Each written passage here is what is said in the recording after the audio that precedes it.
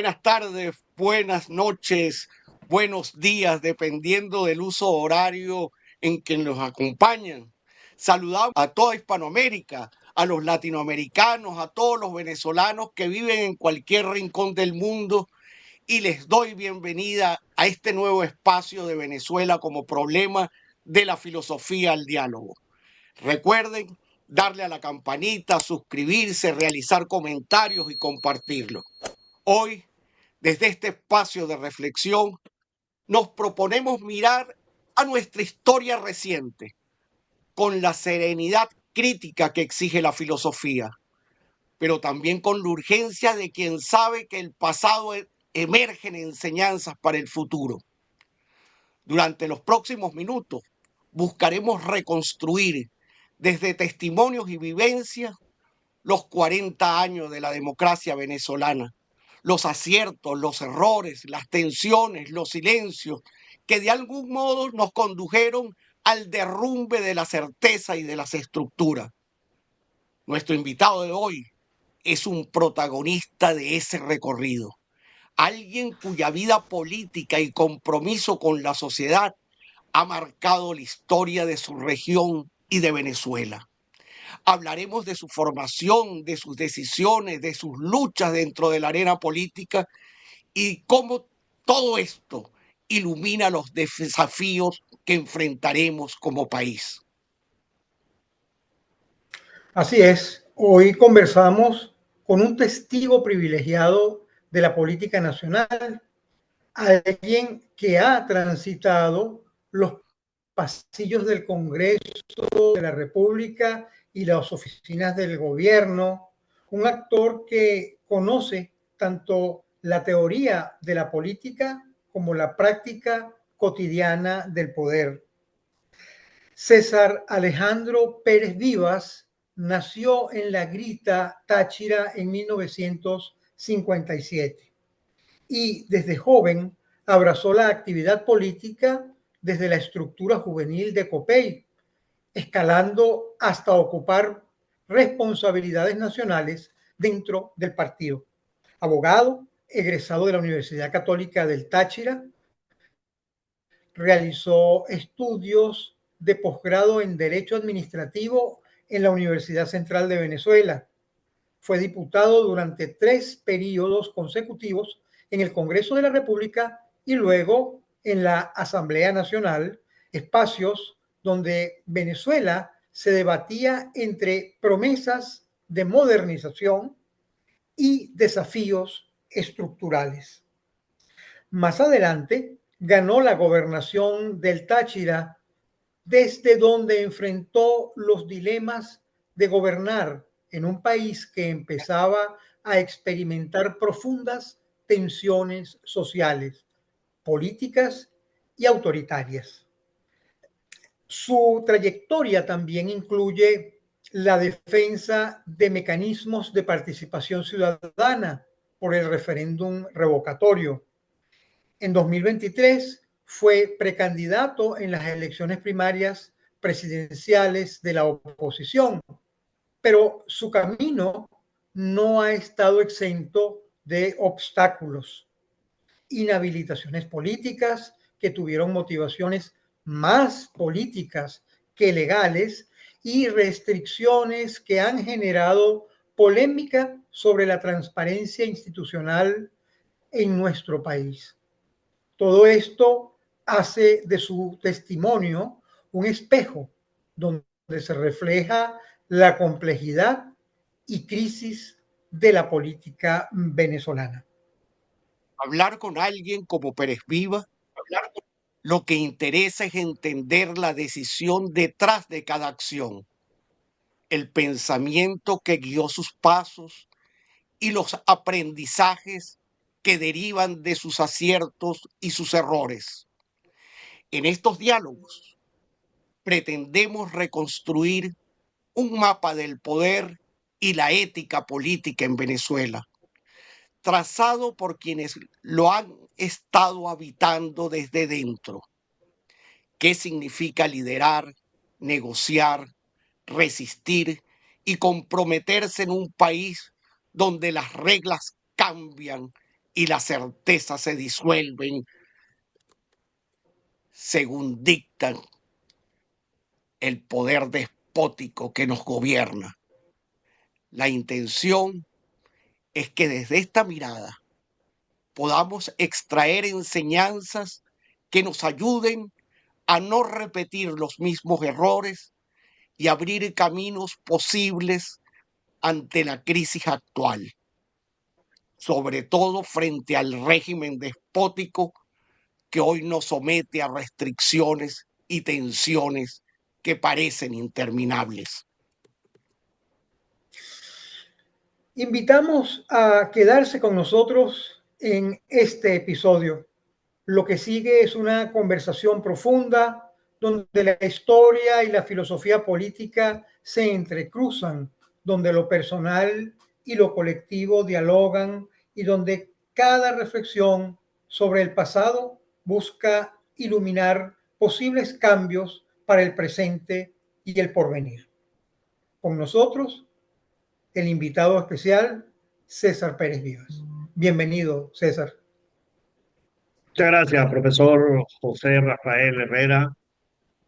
Agradezco altamente la invitación a dialogar con usted y con el profesor Jonathan Alzurú en en este espacio de reflexión y de análisis de nuestra tragedia como nación, como república, y de lo que ha sido este esfuerzo de la sociedad venezolana para mantener viva la esperanza de que es posible una sociedad democrática, moderna, próspera, justa, que es precisamente el leitmotiv de la lucha en la que estamos inmersos los venezolanos y fundamentalmente lo que a este humilde servidor le mueve para mantener vigente este esfuerzo, para mantener activa una acción política, a pesar de que la vida, como usted lo ha narrado,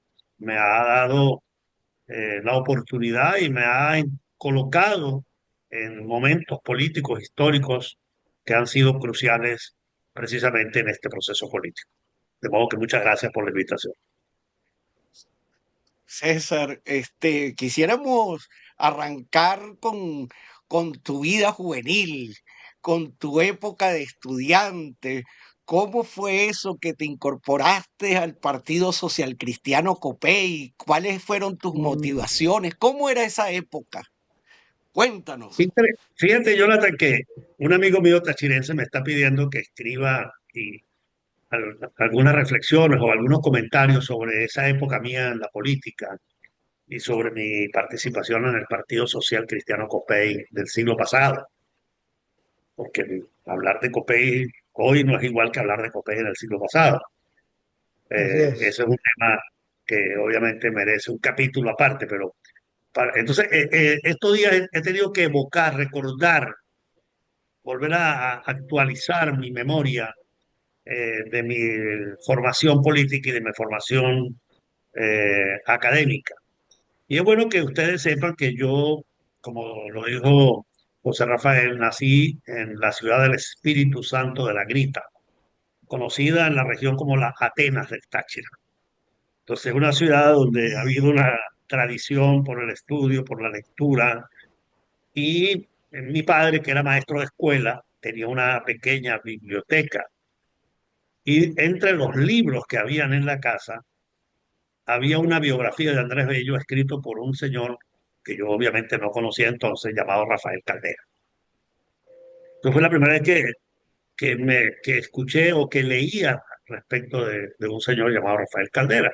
Yo estudiaría segundo, tercer año de bachillerato cuando estaba, digamos, interesándome en el tema de los libros, en estudiar algo de historia, literatura.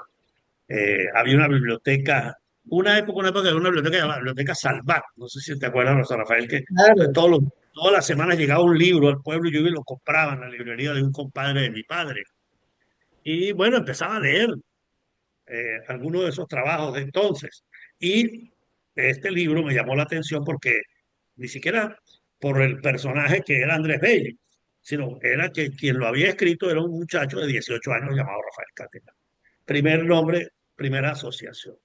Luego entonces, mi papá tenía, a pesar de que era, digamos, maestro de escuela, tinterillo y comerciante, tenía pues las revistas de la época, Élite, etcétera, y uno estaba, entonces uno las leía y empezaba a enterarse de todo el conflicto político. Mi padre no era activista político, pero tenía, digamos, inquietudes por el tema. Yo estaba entonces estudiando en los últimos años de la primaria, cuando me incorporé como monaguillo de la Iglesia Católica de Nuestra Señora de los Ángeles en la Grita. Y ahí había un sacerdote español, el padre José Campos, que nos enseñaba, que nos formó en la Juventud Católica, primera aproximación. Y ahí empezamos a hablar, primeras nociones de que había una cosa llamada doctrina social de la Iglesia. Nos fuimos al Wow. bachillerato. Entonces, eran cápsulas, ni siquiera eran nada de lecturas profundas, sino catecismo, catecismo social, no solamente el catecismo en la perspectiva estrictamente religiosa, sino un catecismo social que este cura español nos daba a nosotros, que luego fue nuestro capellán en el Liceo Militar Jauregui, donde yo estudié bachillerato. Y yo ahí no, a diferencia de muchos de mis compañeros de generación que se metieron en la política desde el liceo, yo no pude entrar a la política en el liceo porque yo estudiaba en un liceo militar, pero ya tenía una aproximación. Resulta que en esa época de mi formación de niño, eh, mi padre viajó desde el pueblo de La Grita, Caracas, en 1967, y trajo de vuelta un disco, o compró dos discos, y uno de ellos se lo regaló a un vecino que vivía casa por medio, que entonces era el presidente del Consejo Municipal del Distrito Jauregui, y era el jefe del partido COPEI. Ese disco era el meeting de COPEI en el nuevo Circo de Caracas de 1967, donde lanzaron la candidatura presidencial de Rafael Caldera. Mi padre tenía un pequeño, era un aficionado por aquellas revistas de selecciones Yes, era un aficionado a la radiodifusión y había hecho un pequeño transmisor, entonces en el pueblo no había emisora de radio, y la primera emisora de radio la fundó mi papá para que la oyeran 10 cuadras a la redonda, 6 cuadras a lo sumo, y colocó el disco en esa radio para que la escuchara el vecino. Y obviamente el disco estaba en mi casa y yo me aprendí dos nombres entonces que hablaron en ese meeting. El primero, Luis Herrera Campins, y el segundo, Rafael Catera. Y eso es un documento que existente, el discurso de presentación. Y yo todavía escucho estos discursos. Y usted escucha el concepto, el lenguaje. Y hay una diferencia abismal con lo que es el discurso político de estos tiempos, donde la gente trata de ser lo más vulgar posible, lo más Oye, populista y demagogo posible. Aquello era una cátedra cívica, aquellos discursos, una cátedra de educación ciudadana. Usted escucha ese discurso de Luis Herrera y escucha ese discurso de Caldera. Usted puede tener todas las diferencias que puedas tener con ellos históricamente, filosóficamente, pero no se parece en nada a este estilo vulgar, grotesco que se impuso en la política en los últimos 25 años. Pero entonces ese discurso me atrajo y yo me sabía frases que estoy hablando de un niño, de un jovencito de 14 años, 13 años. Entonces yo me aprendía las frases de Caldera. No venimos a la lucha para que en Venezuela se perpetúen las injusticias. Venimos a la lucha para cambiar con nuestro esfuerzo una Venezuela distinta. Entonces, esas palabras, ese estilo, me cautivó. Me cautivó y me puso a estudiar un poco más el tema. Y ya yo salgo del bachillerato, me voy a San Cristóbal, me inscribo en la Universidad Católica Andrés Bello. Entonces era Andrés Bello, no era como hoy, que es Universidad Católica del Táchira. Inmediatamente me vinculo con los movimientos afines a la democracia cristiana en la universidad y me meto en una fundación llamada Jacques Maritain, que tenía un sacerdote, el padre Luis Ernesto García. Y ese sí nos puso a estudiar doctrina social de la Iglesia y filosofía cristiana. Entonces Jesuita. empezamos a estudiar a Maritain, a Munier, empezamos a estudiar a León XIII, la Santo Renovado, Tomás. tanto, por supuesto, Santo Tomás es la base de todo, César, ¿verdad? era jesuita el Claro. sacerdote.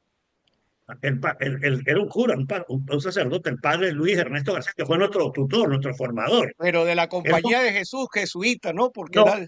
no, él no era jesuita, él era del clero regular. Él Ah, era ok. del clero, él era del clero regular, era de esa generación de curas de la que formó parte el antiguo, el arzobispo de Mérida, Monseñor Miguel Antonio Salas, que eran, que entraron, digamos, de alguna manera se vincularon con la política a raíz de todo el tema de la Revolución de Octubre de 1945, el decreto sobre sobre educación que fue tan polémico, que fue cuando Copé y Caldera salieron a defender la educación católica, la educación privada. Eso, hay una simbiosis del padre Aguirre en Caracas y, y sacerdotes como Miguel Antonio Salas, Luis Ernesto García, Raúl Méndez Moncada, en el caso del Táchira. Entonces, bueno, allí yo empecé ya a estudiar el pensamiento político, a entender, a diferenciar, porque nos daban clases, en qué se diferencia la doctrina social de la Iglesia de la propuesta marxista-leninista. Entonces estaba en boga y bueno, nos metimos de lleno a organizar la Juventud Demócrata Cristiana, la Juventud del COPEI, que competía en la universidad con la Juventud del Partido Comunista, con la Juventud del MIR, porque la juventud de ella no existía en esa época, ya se había pasado toda la juventud de AD para el MIR, y entonces nosotros Claro. éramos la Juventud Demócrata Cristiana, y entonces ahí ya nosotros entramos de lleno en la vida política. Y mi primera gran, digamos, aparición, mi primera gran experiencia ya en términos de acción política fue la campaña presidencial de Luis Herrera Campins. Entonces yo era el secretario de organización de la Juventud de Copay en todo el Táchira. Y me tocó, bueno, andar con Luis Herrera por los pueblos del Táchira, hacer esa campaña electoral y aprender esa primera experiencia de una campaña electoral en 1978. Tendría yo 21 años, me gradué de abogado en el 79, fui secretario juvenil de Copia en el Táchira del 79 al 83. En el 83 me hicieron diputado a la Asamblea Legislativa del Táchira, fue mi primera diputación a los 26 años. Luego vino el 88 y fui secretario, perdón, en el año 85 me eligieron secretario nacional de la Juventud Revolucionaria Copellana, todo el 84, 85, 86, 87, 88. En el 88 me eligieron diputado al Congreso de la República y me inauguré el 23 de enero de 1989 y días después vino el Caracazo. Y ahí comienza una historia Mire, turbulenta que podemos pasar 2 días aquí contándola, pero ahí te resumo un poco esos mire, primeros pasos de dirigente juvenil que yo tuve que vivir para meterme en la política. llegaste a Luis Herrera y sería interesante que nos comentes qué acierto y qué errores ves tú en el gobierno de Luis Herrera Campi. Bueno, errores siempre hay, porque los seres humanos por naturaleza nos equivocamos mucho, ¿no? Pero yo rescato lo positivo de esa gestión y de la personalidad de Luis Herrera, porque obviamente este, cuando uno hace análisis ya de retrospectiva histórica, tiene que hacer un saldo global. Pero en primer lugar, Luis Herrera y su gobierno un ejercicio de democracia y de respeto a las libertades, que es muy importante ponerlo en contexto en estos tiempos. ¿Me entienden? Creo que esa generación, ni siquiera el gobierno, el presidente, fue una generación que no le dio al hecho económico como tal la jerarquía que tiene en la conducción de la sociedad y del Estado. O sea, era una generación que estaba muy inclinada, muy apegada a los temas democráticos, de valores, a los temas culturales. La economía pues venía la economía no es como esta dictadura de Chávez y Maduro, que la economía ha sido el desastre del siglo.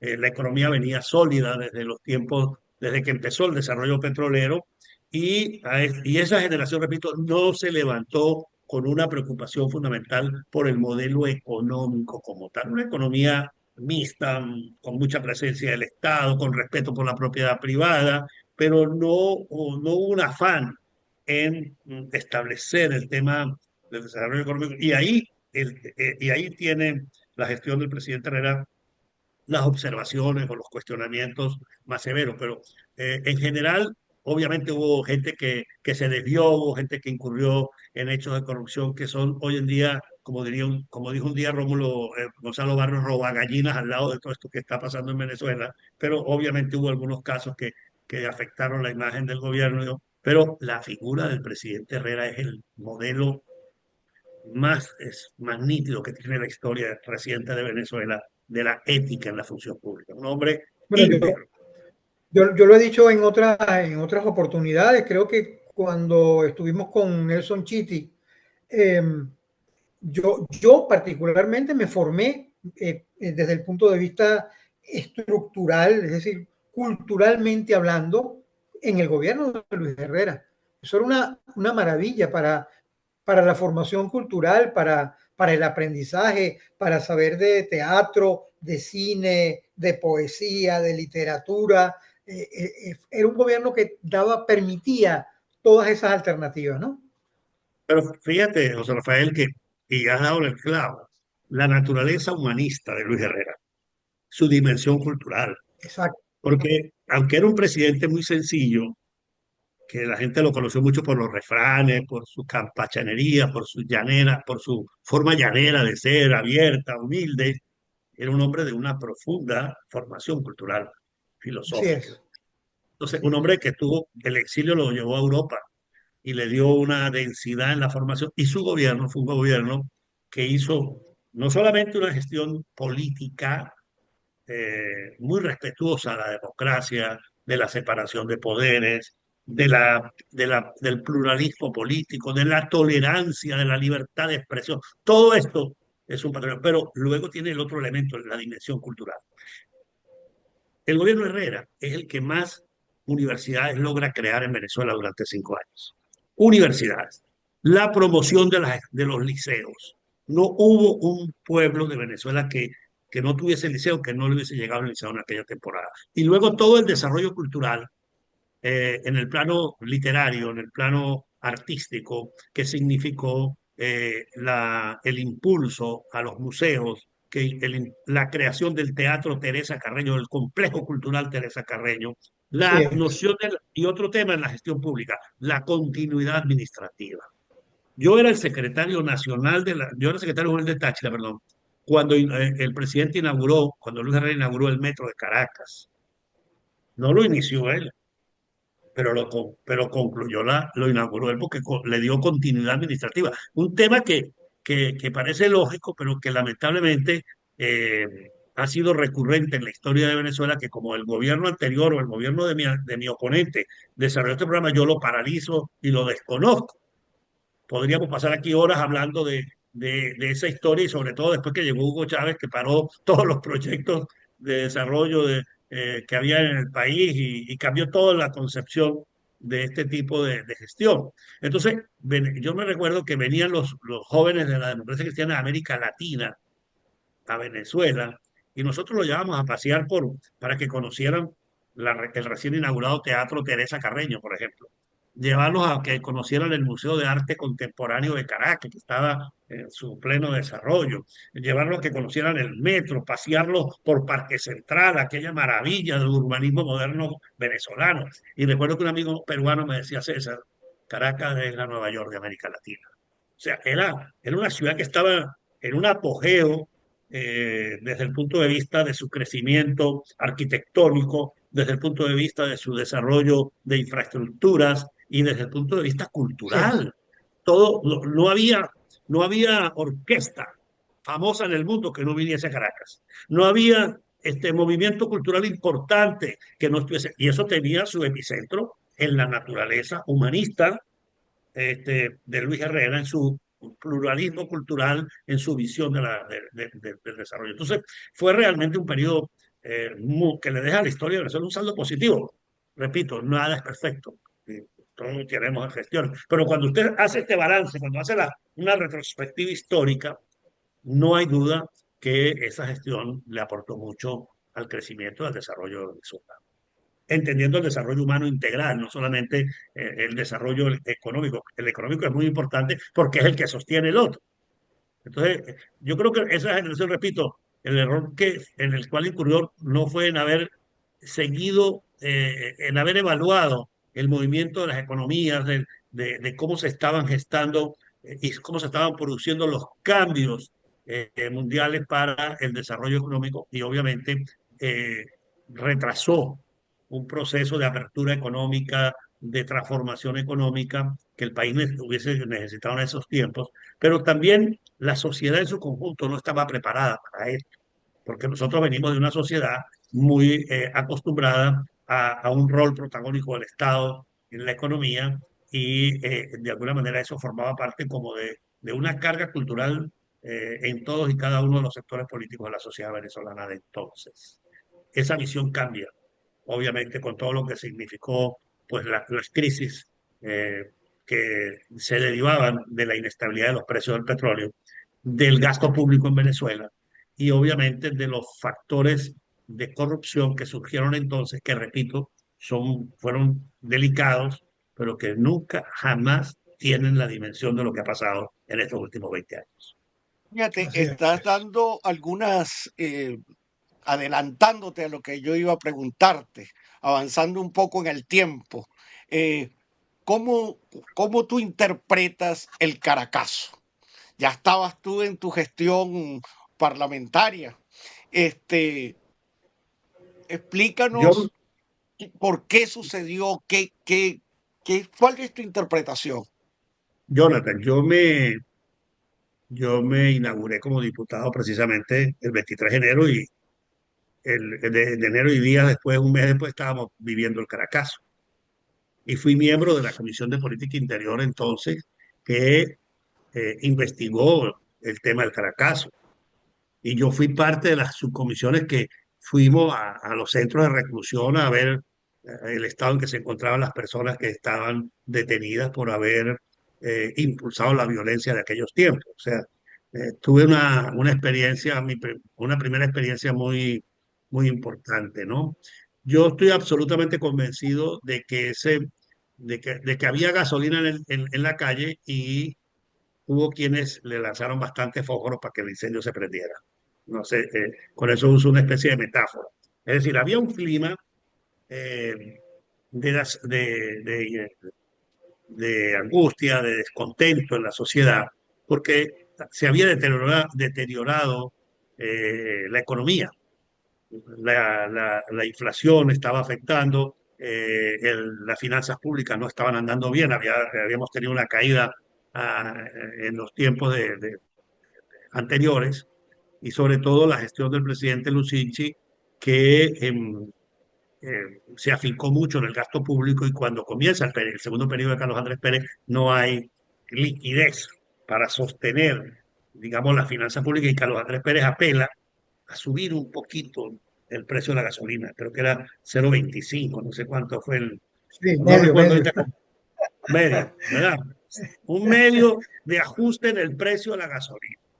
Y Increíble. entonces, bueno, obviamente eso sí tiene un impacto en los pasajes y había un ambiente de descontento. Eh, los sectores de la izquierda radical estaban organizados, tenían sus núcleos, sus focos, y aprovecharon ese incidente y una protesta de choferes en Guarena para ir a crear, como efectivamente lograron crear una especie de protesta ciudadana que se extendió por Caracas y el Estado no estaba preparado para eso. No es como ahora que ahorita usted sale con una protesta ahí en la Plaza Oliari del Silencio en Caracas y le llegan los colectivos a sacarlo. Los maestros llegan, los jubilados de educación, por ejemplo, hace unos meses estaban frente a la esquina de Sala en el Ministerio de Educación y llegaron los colectivos a sacarlos a golpes de ahí para que se fueran. En aquella época no había esa política para nada de represión de grupos para impedir la protesta. Entonces la protesta era natural, que la gente saliera, que la gente caminara por las calles, era permitido y tolerado. Y no había ni una preparación de la fuerza pública, ni una organización para detener aquello, pero sí había una organización para agitar la calle. Todos estos grupos que habían de la Liga Socialista, gente de ruptura, una serie de movimientos, micromovimientos de la izquierda radical, impulsaron aquello, generaron un desorden y se desbordó y surgió el Caracazo. La reacción del gobierno fue a los 3 días sacar a la calle un personal que no estaba preparado para eso, que son los soldados, y obviamente también hubo excesos en ese momento en recuperar el orden público. Pero el Caracazo es, digamos, la expresión de un momento en el cual la economía se deterioró y el clima de democracia y libertad permitió que la gente saliera a protestar. Cuestión que hoy en día, después de lo que ocurrió en el 2002, la revolución bolivariana, entre comillas, es decir, el socialismo del siglo XXI, se dedicó a prepararse para repeler cualquier manifestación y es imposible que usted llegue con una protesta hoy, ni siquiera ya a la Plaza Caracas, perdón, a la Plaza Venezuela. Antiguamente nosotros, cuando yo era dirigente juvenil, íbamos en protesta hasta las puertas del Congreso. ¿Cuántas veces salí yo de la plaza del rectorado de la Universidad Central de Venezuela y al lado mío iba protestando Vladimir Villegas, que era secretario juvenil del Partido Comunista entonces, Douglas Gómez, todos esos personajes que están hoy en día, unos en la política, otros en la comunicación, que eran de la juventud de la izquierda, Elías Jagua, por ejemplo, también lo vi en la universidad, ejercían la protesta tranquilamente y no llegaba la policía precisamente a buscarlo, ni a desaparecerlo, ni a meterle preso al papá, a la mamá para que aparezca. Nada de eso. Usted iba protestando tranquilamente desde la UCB, llegaba a la Avenida México, se lanzaba por la Avenida Universidad, llegaba al Congreso, una comisión de diputados salíamos a recibirles sus reclamos. Hoy en día es imposible reunirse siquiera ya, salir de la plaza del rectorado, porque la represión ha llegado a niveles tales que impiden ese proceso. Entonces, el Caracazo es resultado de una serie de factores. Factores del momento social, económico, grupos organizados de estos sectores herederos de la Revolución Cubana que estaban allí instalados para agitar y para promover la violencia, como efectivamente la promovieron, y un Estado democrático que no estaba preparado para enfrentar el terrorismo, para enfrentar la violencia que estos grupos desarrollaron en el Caracas. Caldera decía que el Caracazo fue la fractura de la vitrina democrática. Tiene esa imagen. Después nos viene el 4 de febrero. Aquí le quiero hacer una pregunta, porque yo tenía la idea cuando escuché a Caldera en ese momento, que era una jugada oportunista del doctor Caldera, eh, la fundamentación y análisis de de la insurrección de Chávez. Sin Montarse en embargo, la ola. sin ¿Verdad? embargo, Pare- parecía, cuando, parecía que Caldera se estaba montando en la ola. exacto, sin embargo, cuando uno revisa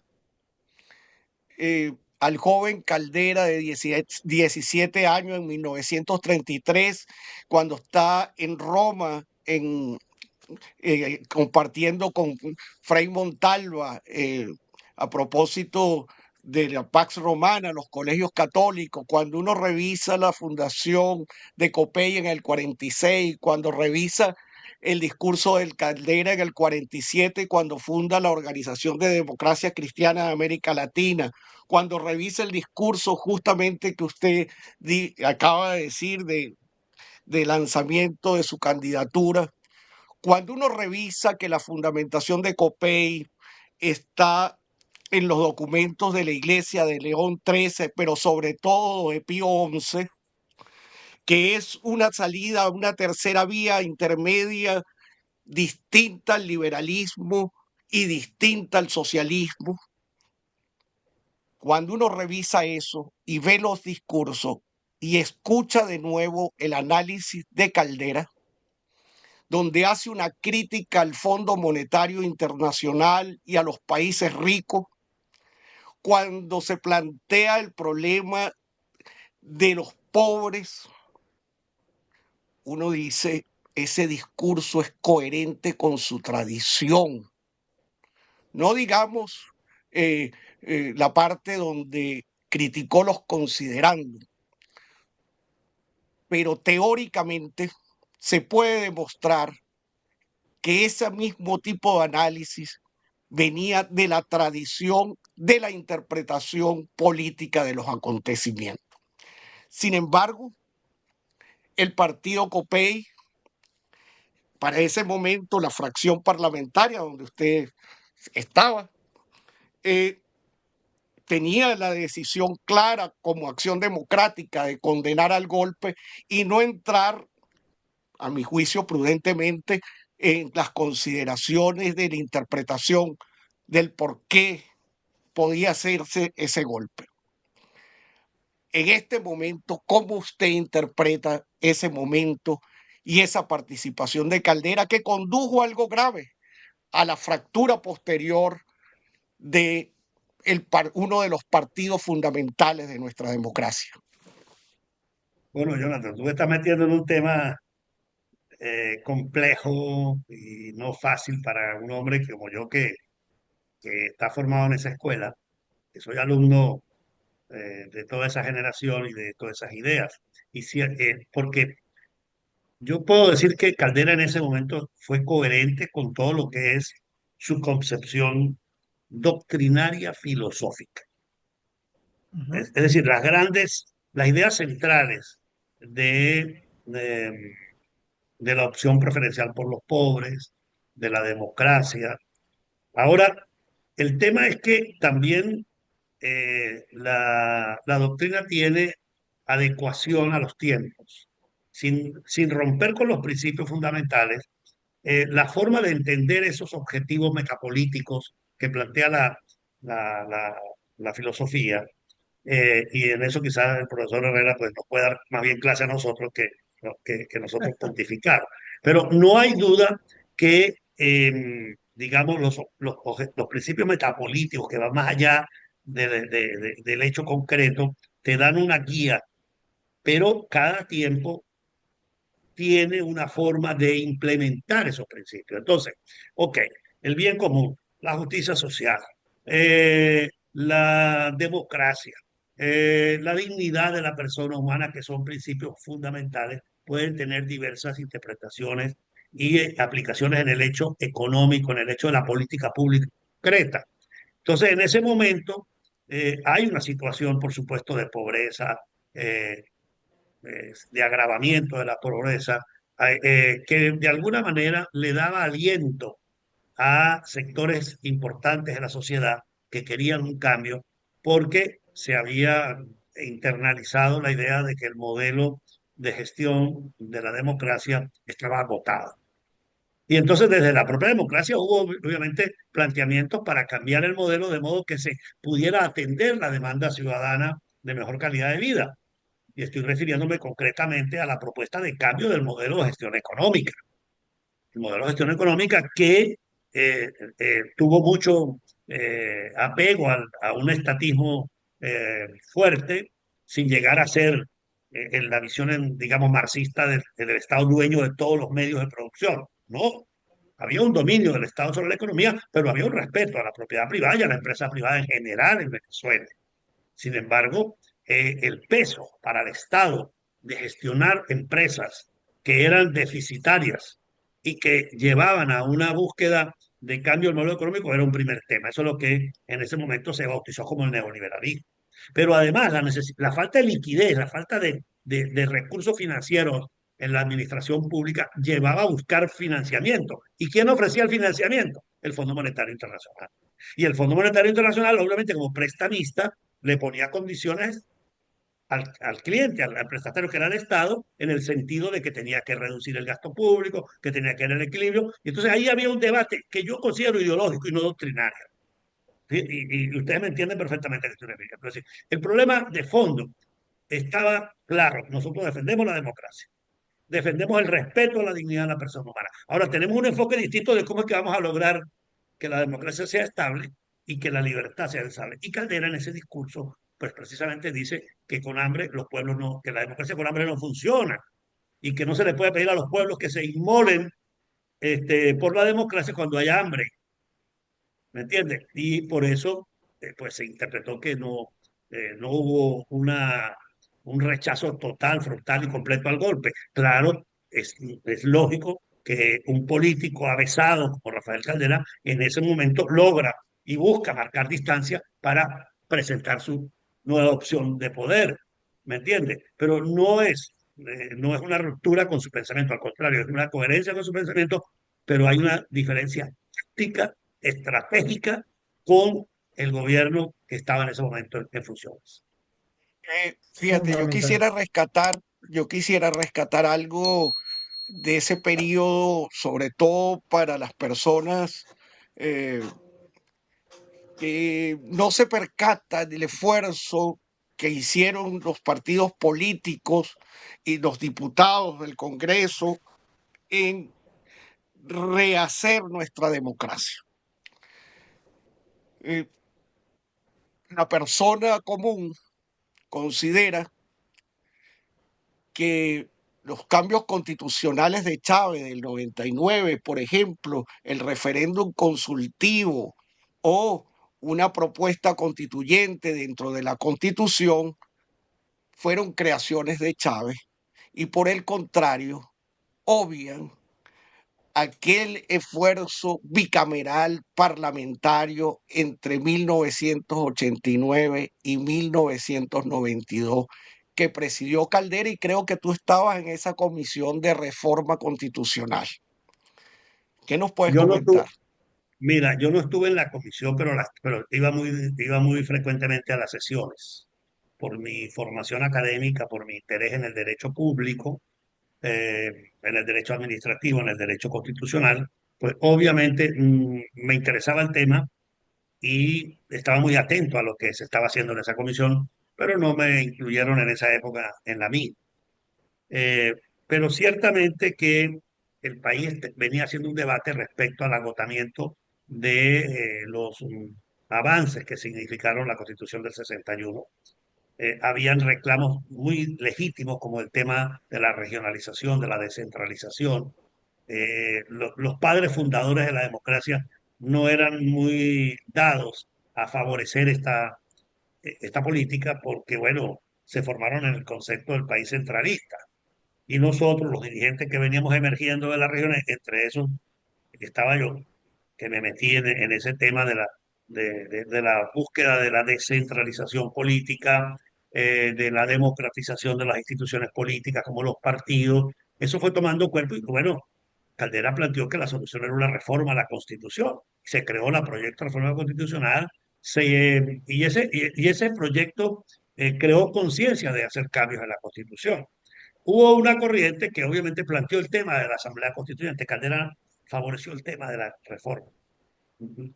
Pero el tema de la constituyente, refundar la república y todos estos conceptos que parecían muy buenos, los agarró Chávez y los convirtió en su bandera.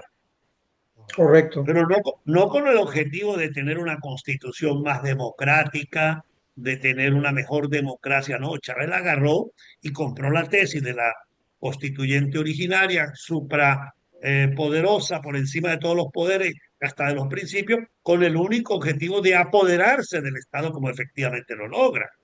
Y Así es. el resultado de la Constitución de 1999 es un régimen jurídico político menos democrático que el de la 61, porque aunque se lograron incorporar herramientas importantes, como por ejemplo un tema que venía en boga en el siglo XX, que eran los referéndums, que la democracia no fuera solamente electiva cada 5 años, sino que la democracia permitiera consultar a los ciudadanos sobre temas fundamentales, y entonces vino el Esa fue referéndum una propuesta consultivo. de la comisión, el referéndum Eso consultivo. vino de la comisión. Vamos a hacer referéndum consultivo, vamos a hacer referéndum abrogatorio de leyes, vamos a hacer referéndum revocatorio de mandatos. Todo eso se estudió en la Comisión de Reforma Constitucional. Chávez llegó y lo puso. Eso como la Carta de Derechos. La gente dice es que la Constitución del 99 no reconoce todos los derechos. La del 61 también. Porque había una norma, creo que el artículo 50, si mal no recuerdo, de la Constitución del 61, que establecía los llamados derechos innominados. Todo aquel derecho que sea reconocido en tratados internacionales y en la doctrina del derecho constitucional se consideran derechos humanos en la sociedad venezolana. Eso era lo que llamaban los derechos innominados, no tenían nombre. Pero entonces, en la Constitución del 99 trataron de desarrollar los nombres. Entonces, por ejemplo, derecho al medio ambiente sano. Eso en el año 61 o 59, cuando se redactó esa constitución, el tema del derecho ambiental, de la ecología, del cambio climático, esos temas no estaban en boga, no eran agenda política, pero ya luego sí Claro. lo eran. Entonces, bueno, pero Venezuela admitió y desarrolló una legislación, por ejemplo, ambiental de primer orden para garantizar el derecho a un ambiente sano. Bueno, en la Constitución del 99 se le puso el derecho al 99. El derecho al salario digno. Bueno, Caldera es uno de los fundadores del derecho, es el fundador por excelencia del derecho Fundador al de la ley trabajo, del trabajo, teniendo de la ley 20 del años. trabajo. ¿Me entiendes? Entonces, el derecho al trabajo, el derecho al salario, está reivindicado en Venezuela desde 1936.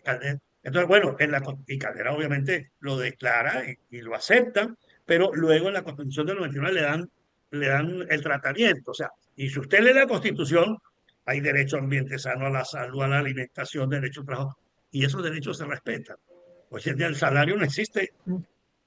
Entonces, el problema no es que esté declarado formalmente en la Carta de EPA, el problema no es que aparezca en el texto de la Constitución, el problema es que el Estado tenga las herramientas, las estructuras, las instituciones que No. garanticen los derechos, porque no hago nada con declarar los derechos, pero cuando vengo a ejercer el poder y cuando tengo que desarrollar las políticas públicas, es imposible ejecutarlo y desarrollarlo. Y precisamente es lo que ocurrió con la Constitución del 99, porque la Constitución del 99 lo que hizo fue consagrar el Estado presidencialista, centralista, militarista, autoritario, porque le dio todas las facultades al presidente, eliminó la figura de un parlamento como equilibrio de los poderes, aquel parlamento que nosotros constituimos en 1811, el parlamento bicameral, Claro. senadores y diputados, con la prédica de que eso era una burocracia, de que eran unos políticos, el Senado, un poco de viejos que no servían para nada. Ese discurso era muy atractivo. Ajá, ¿y en qué derivó eso? En que todas las facultades del Senado las asume el presidente. Entre otras, la de los ascensos militares, que es la que le permite coaptar al ejército, transformar la Fuerza Armada en un partido en armas y acabar con la democracia. Eso es fruto de la Constitución del 99. Y ese es fruto Y de todo la pareciera destrucción del que, equilibrio de poderes. claro, ¿Cómo? sí, todo pareciera que fue, digamos, premeditado de tal manera, porque cuando tú estabas hace un momento conversando a propósito de las manifestaciones, yo también recuerdo cuántas veces nos salimos, Jonathan y yo, a manifestaciones desde la Plaza Venezuela hasta entonces Congreso de la República. Bueno, ahí estaba gente como Maduro. ¿Cuántas veces yo no vi a un tipo llamado Nicolás Maduro que estaba ahí metido, o a Jorge Rodríguez, hijo, Jorgito Rodríguez? Me cansé de verlo en esas cosas, ¿no? Pero esa misma gente que en ese momento protestaba y exigía derechos humanos y exigía reivindicaciones sociales y exigía, digamos, bienestar social para Venezuela, es la gente que hoy en día conduce el poder. Y bueno, así como tú decías lo de la Constitución, es decir, no hay absolutamente ninguna adecuación entre lo que se dice y lo que se hace, entre el hacer y el decir. Y esto justamente yo creo que es la característica fundamental de este Estado que ha derivado de una visión, digamos, extremista, cada vez más hacia una visión no política, por cierto, sino más bien criminal de lo que significa tener en sus manos el Estado político de una nación, ¿no?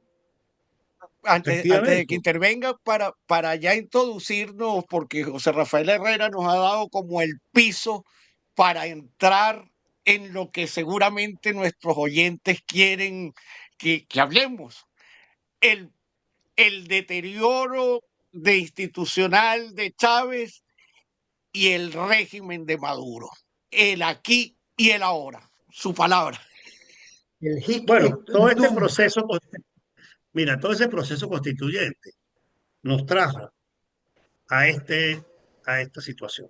Porque, repito, se destruyó la base clave de todo Estado, que es el equilibrio y la separación de poderes, desde los tiempos de Montesquieu, de Hobbes, de todos los Locke, de todos los filósofos digamos, del enciclopedismo francés que consagran en la República y la República Democrática, todas estas creaciones intelectuales que buscan precisamente garantizar la vida libre de los ciudadanos, todo eso se perdió en el 99 porque se consagró un Estado presidencialista, centralista, militarista, que ha permitido y que permitió a raíz de esa constituyente el control absoluto del Estado. Y luego vino ya una deriva criminal, porque cuando se roban las elecciones, Es, estamos así frente a un es. crimen.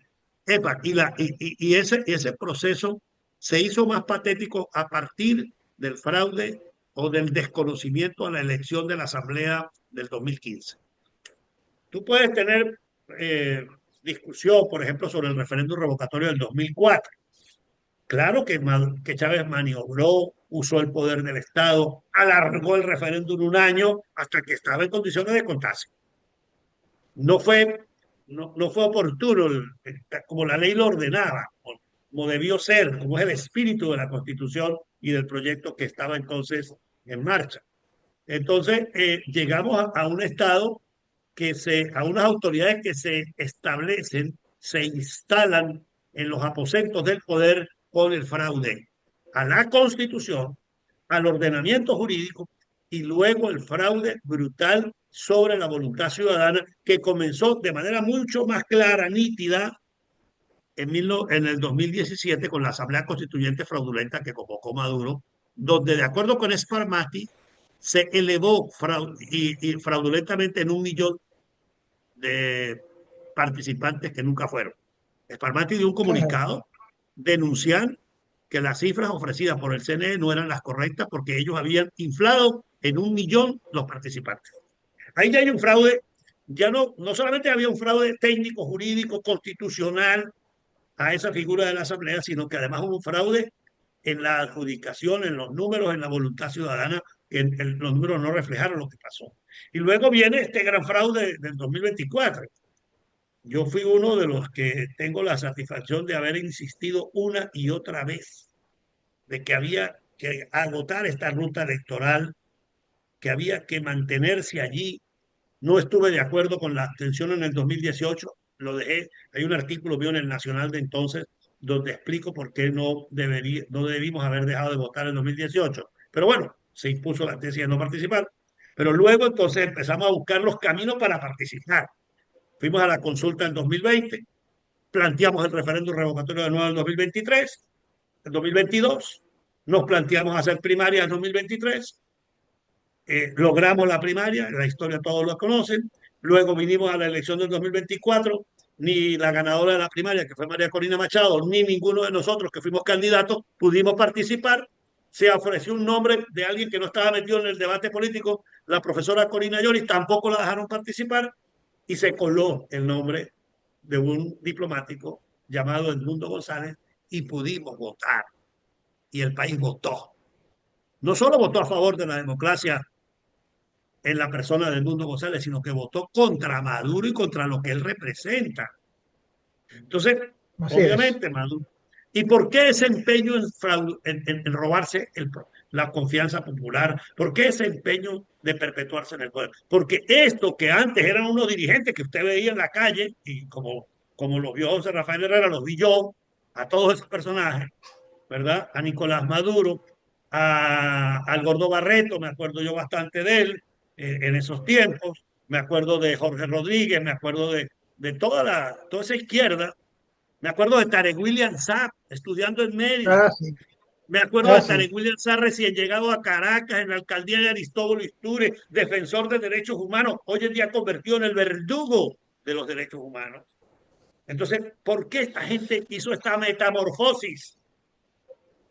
Primero porque en el fondo de cada uno de ellos hay una hipocresía, no había una autenticidad democrática, porque además había un resentimiento y una ambición de dinero y de poder. Esos factores son los que conllevan a ese cambio y precisamente por la ambición del poder y del dinero se roban la voluntad popular, se instalan en el poder y se vinculan con actividades criminales.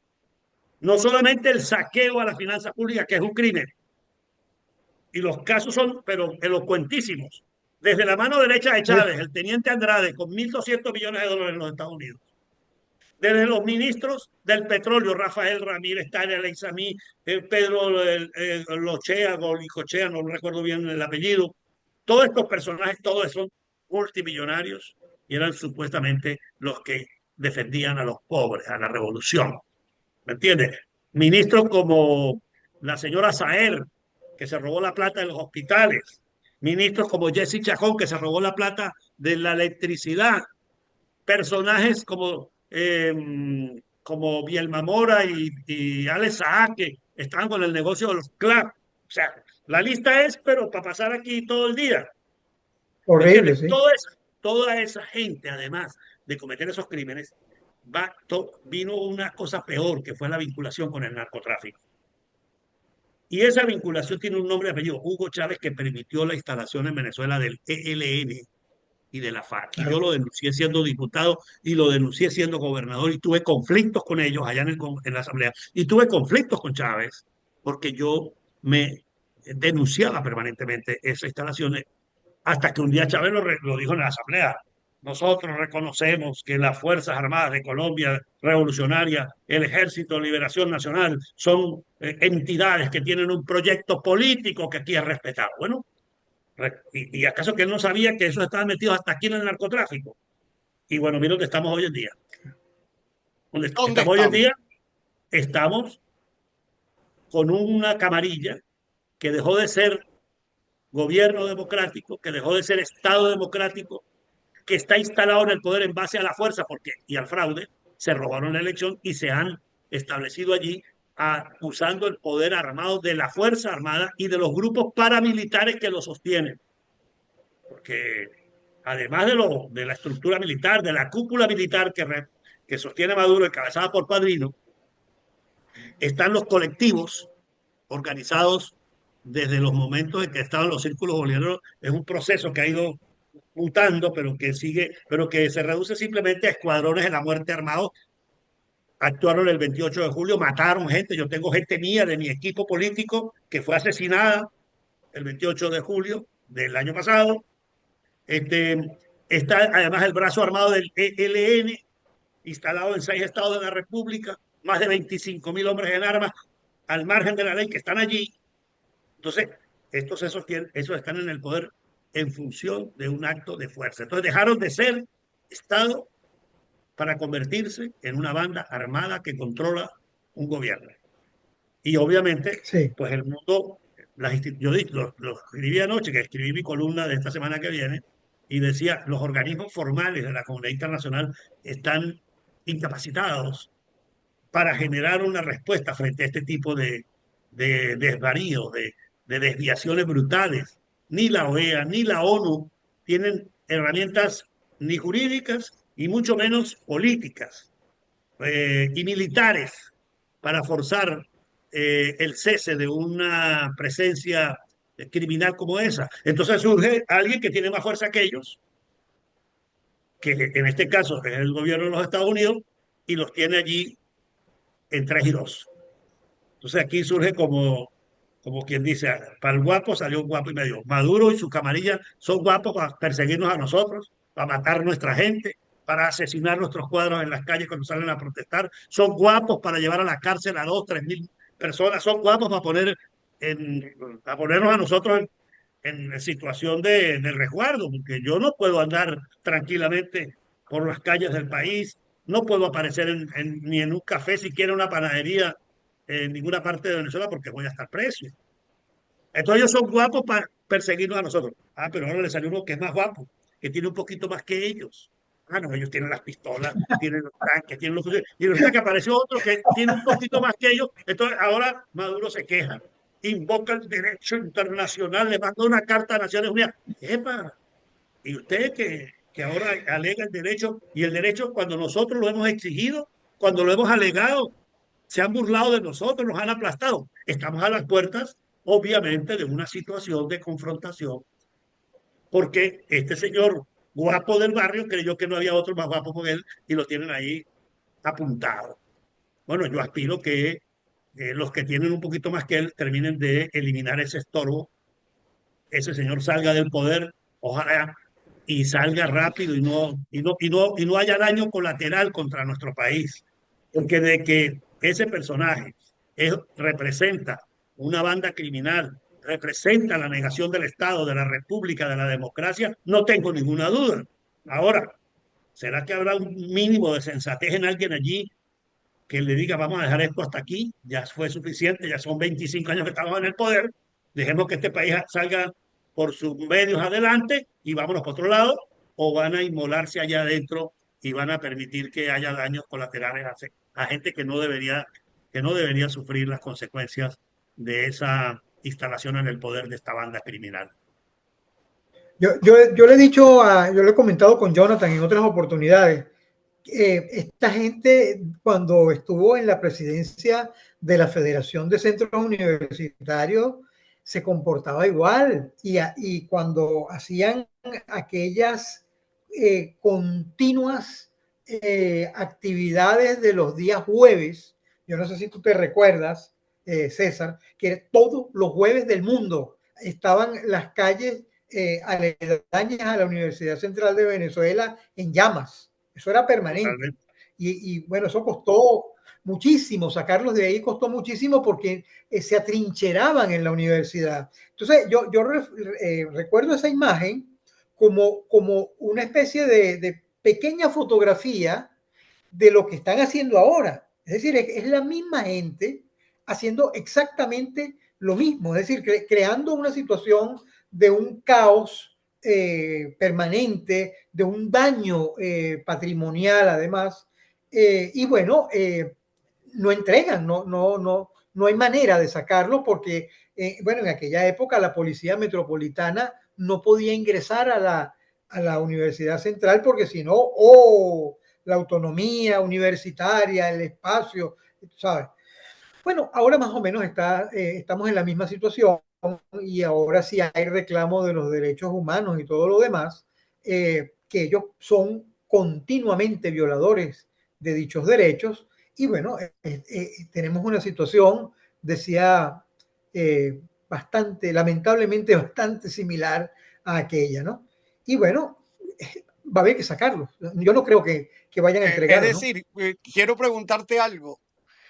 Por lo tanto, tu perspectiva es que solo la invasión es la posibilidad de salir del régimen y cobrar, como se había dicho en la campaña, ganamos y cobramos. Para cobrar entonces la única posibilidad es la invasión. Primera pregunta. Y segunda, tú como político, como gran dirigente, con esa gran experiencia, ¿qué le dices al venezolano común? ¿A Mira, dónde vamos? yo no hablaría de invasión, ¿O porque los tiempos han intervención o cambiado. acción militar? Pues Yo no hablo de invasión, porque invasión supone pues el desembarco de todo un ejército, la ocupación del territorio y la instalación de un gobierno al servicio o un gobierno del invasor. Y yo creo que eso no está planteado. No está planteado una invasión. Pero sí pero por fortuna, como el mundo ha cambiado, también han cambiado los métodos. Lo que sí está planteado es la salida de la camarilla, la expulsión del poder. Y voy a usar las palabras de Nicolás Maduro cuando dijo que él iba a ganar y se iba a quedar en Miraflores por las buenas o por las malas. Eso lo dijo Maduro. Pues yo digo que él se va por las buenas o por las malas. Y además y estoy absolutamente de acuerdo que se vaya.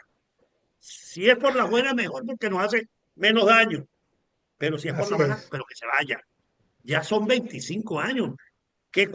¿Cómo podemos estar hablando nosotros aquí de, de soberanía cuando estos señores se robaron la principal soberanía, que es la soberanía de la ciudadanía? Claro. Desconocieron la soberanía popular. Entonces, ¿con qué autoridad moral hablan de soberanía unos personajes que además le han entregado parte de nuestro territorio a grupos armados al margen de la ley como el ELN, que han permitido el manejo de nuestra gestión pública por parte del régimen cubano, las notarías, los cuarteles invadidos por los cuarteles? ¿De qué soberanía estamos hablando? Y Así además, es. Entonces, aquí lo que está planteado sencillamente es la recuperación de la libertad de una nación. Y la nación somos nosotros, los ciudadanos. Y si para eso necesitamos apoyo internacional, bienvenido el apoyo internacional. Porque si no, Libertador Simón Bolívar no hubiese salido, no hubiese... La primera misión que hizo los fundadores de la República fue mandar una misión a Londres, encabezada por Luis López Méndez, Andrés Bello y Simón Bolívar, a buscar apoyo del Reino de Inglaterra para poder sostener la declaración de independencia en Venezuela. ¿O eso es mentira? Así es. Recibido por Miranda en Así es. Londres. Recibido por ¿Ah? Miranda en Londres. Recibido por Miranda en Londres.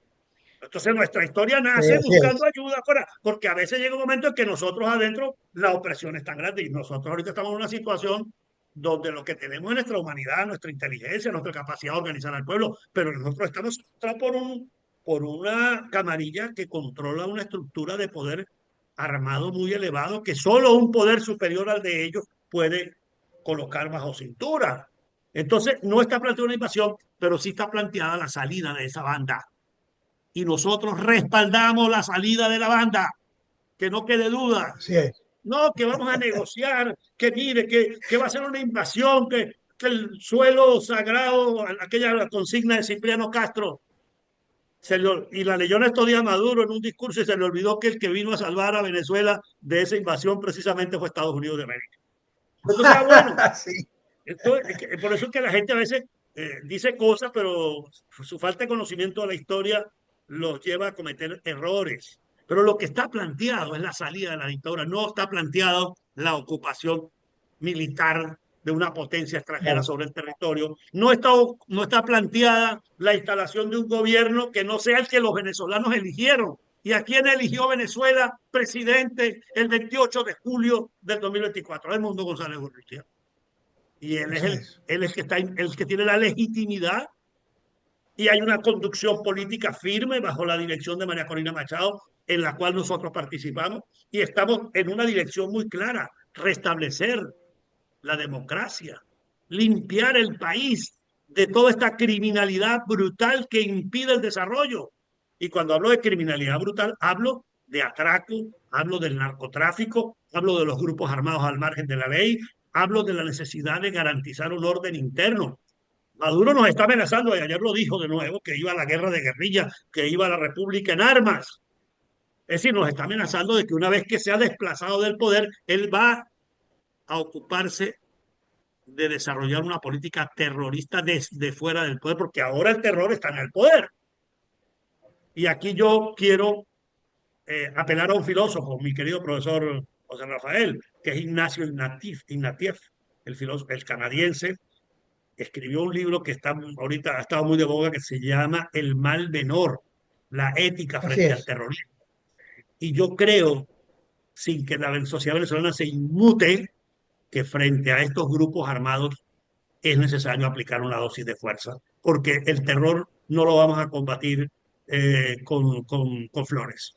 Al terror hay que darle una réplica con una dosis de fuerza que sea capaz de salir de la escena para que las sociedades tengan paz.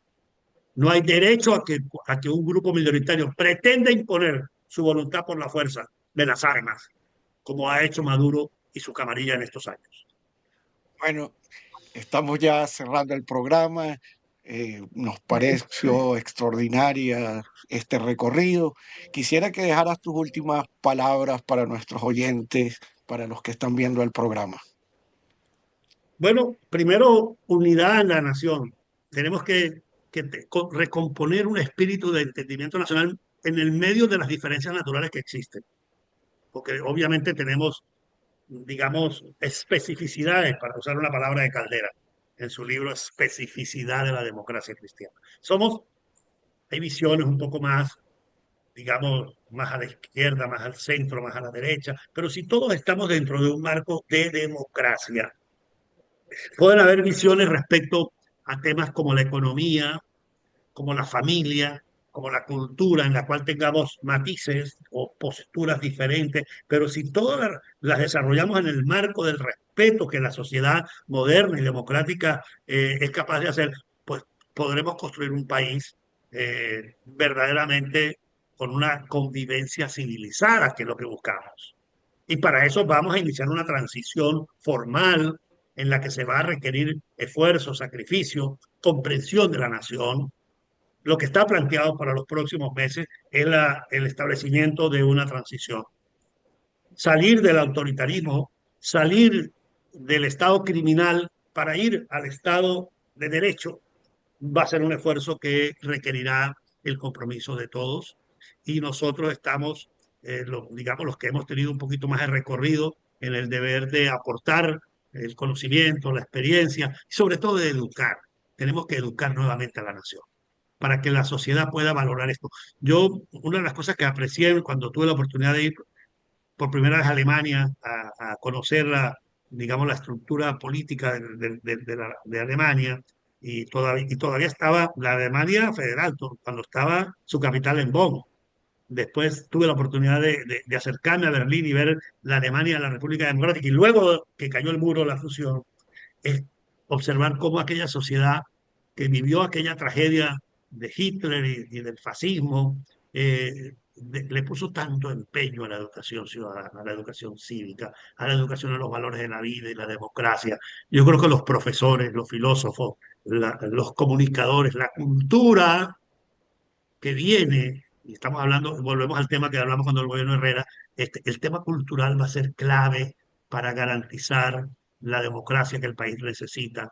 Y nosotros tenemos que hacer un llamado a todo el mundo de la cultura, al mundo del pensamiento, de la comunicación, para que a la par que vamos desarrollando un proceso de recomposición del Estado, de fortalecimiento de la economía, para que pueda sostener al Estado democrático y a la sociedad, pues podamos desarrollar una educación ciudadana que garantice que esto no va a volver a pasar en Venezuela, que no volvamos a tener un salto hacia el pasado.